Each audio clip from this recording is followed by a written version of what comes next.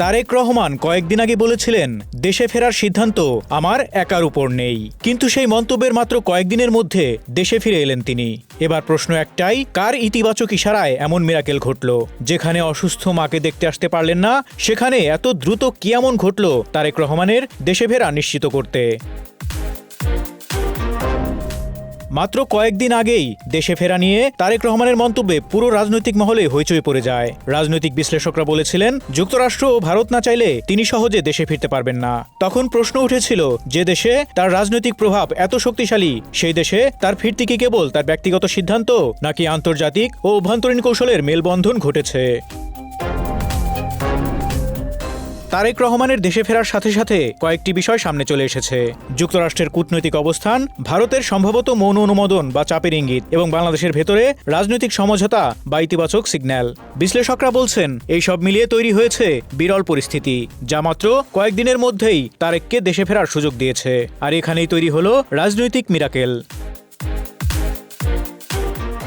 তারেক রহমানের দেশে ফেরার খবর প্রকাশ্যে আসার সঙ্গে সঙ্গেই রাজনৈতিক মহলে নতুন উত্তেজনা শুরু হয়। যে প্রশ্নগুলো সামনে আসে তা হলো, কে তার ফেরার পথে ইতিবাচক ভূমিকা রেখেছে, কোন আন্তর্জাতিক চাপ দূর হয়েছে, অভ্যন্তরীণ সমঝোতা কি এই ঘটনা ত্বরান্বিত করেছে? রাজনীতিবিদরা বলছেন, এটা শুধু ব্যক্তিগত মিরাকেল নয়, এটি আন্তর্জাতিক কূটনীতি ও অভ্যন্তরীণ রাজনৈতিক সমঝোতার ফল, যা ভারতের আনন্দবাজার পত্রিকায় প্রকাশিত সাম্প্রতিক এক প্রতিবেদনে উঠে এসেছে।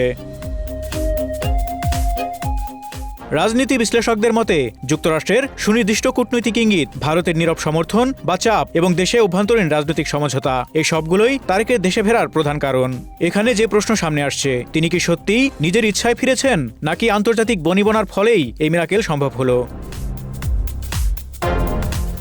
তবে রহস্য এখনো অব্যাহত রয়েছে। অসুস্থ মাকে দেখতে পারেননি, অথচ দেশে ফিরলেন মাত্র কয়েকদিনের মধ্যেই। কারা ইতিবাচক ইশারা দিল? রাজনৈতিক বিশ্লেষকরা কি এই ঘটনাকে এক কৌশলী আন্তর্জাতিক সমঝোতা হিসেবে দেখছেন? সকল প্রশ্নই উত্তেজনাকে আরও বাড়িয়ে দিয়েছে।